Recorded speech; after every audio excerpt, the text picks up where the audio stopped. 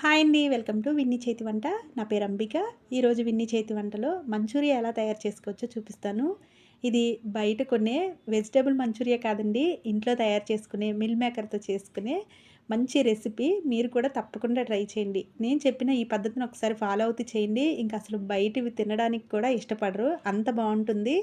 ఇంట్లో తయారు చేసుకుంటే హెల్తీగా కూడా ఉంటుంది.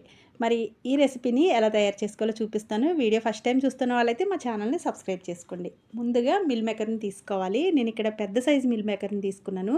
ఇవి 2 రకాలుగా ఉంటాయండి. చిన్నవి, పెద్దవి. దీనికోసం అయితే పెద్దవే తీసుకోవాలి. ఇప్పుడు ఒక గిన్నెలోకి తీసుకున్న తర్వాత బాగా మరిగించిన నీళ్ళని ఈ మిల్ మేకర్ మీద పోసుకోవాలి. ఇలా వేడి నీళ్ళు పోసుకోవడం వల్ల ఈ మిల్ మేకర్ అనేవి చాలా సాఫ్ట్‌గా అవుతాయి. ఇలా మునిగే వరకు పోసేసుకొని ఒక 10 నిమిషాలు పక్కన పెట్టుకోండి. ఇలా సాఫ్ట్‌గా అయ్యే వరకు.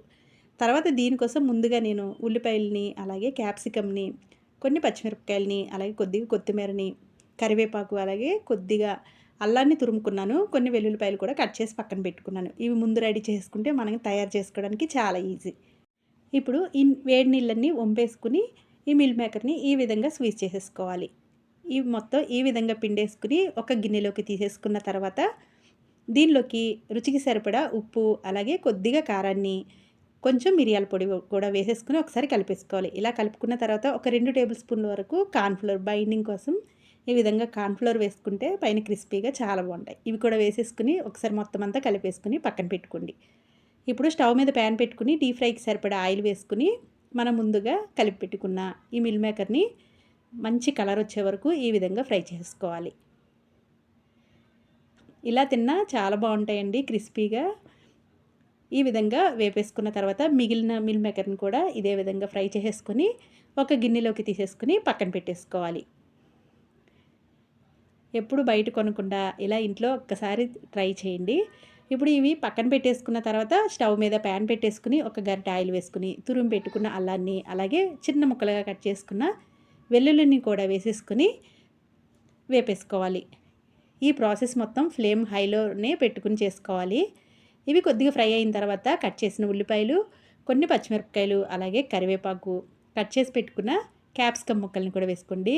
నేను ఇక్కడ రెడ్ క్యాప్సికమ్, కొంచెం గ్రీన్ క్యాప్సికమ్ కూడా వేసాను. ఇవి మరీ ఎక్కువ వేపవసరం లేదండి. కొంచెం పైన మెత్తగా అయ్యే వరకు వేపుకుంటే సరిపోతుంది.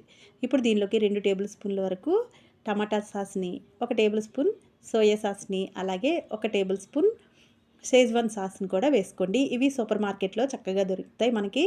ఈ విధంగా మొత్తం అన్ని వేసేసుకొని ఫ్లేమ్‌ని హైలో పెట్టేసుకొని ఒకసారి ఫ్రై చేసేసుకోవాలి. ఇలా ఫ్రై అయిన తర్వాత దీనిలోకి 1 గ్లాస్ నిండుగా నీళ్ళు పోసుకోండి. ఇలా నీళ్ళు పోసేసుకున్న తర్వాత ఇది కొంచెం చిక్కగా అవ్వడానికి ఒక 2 టేబుల్ స్పూన్ల కార్న్‌ఫ్లోర్‌ని ఈ విధంగా నీళ్ళలో కరిగించేసుకొని దీనిలో వేసుకోవాలి. ఇది వేయటం వల్ల ఇది చిక్కగా వస్తుంది గ్రేవీ అయితే.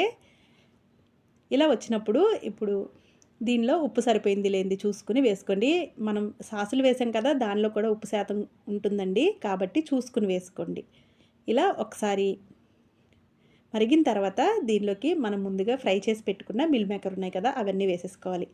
ఈ మిల్ మేకర్‌లో ఈ వాటర్‌ని చక్కగా పీల్చేసుకొని ఇంకొంచెం లావు అవుతాయి.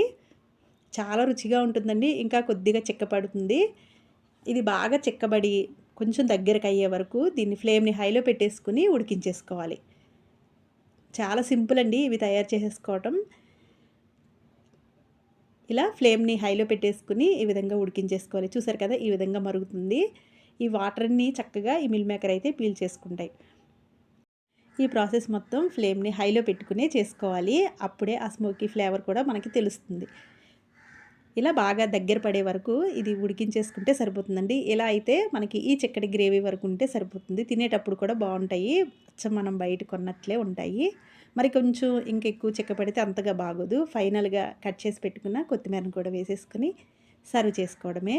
చూసారు కదా ఎంత బాగా వచ్చాయో! మీరు కూడా ఒకసారి ఇదే విధంగా తప్పకుండా ట్రై చేయండి. ఈవినింగ్ టైంలో పిల్లలు స్కూల్ నుంచి రాగానే ఇలా చేసేయండి. పిల్లలైతే చక్కగా తినేస్తారు. మరి మీరు కూడా ఒకసారి ఇదే విధంగా తప్పకుండా ట్రై చేసి మీకెలా వచ్చిందో కింద కామెంట్ సెక్షన్‌లో కామెంట్ చేయండి. వీడియో నచ్చితే లైక్ చేసి మీ ఫ్రెండ్స్‌కి, రిలేటివ్స్‌కి షేర్ చేయండి. ఇలాంటి వీడియోస్ కోసం మా ఛానల్‌ని సబ్స్క్రైబ్ చేసుకోండి.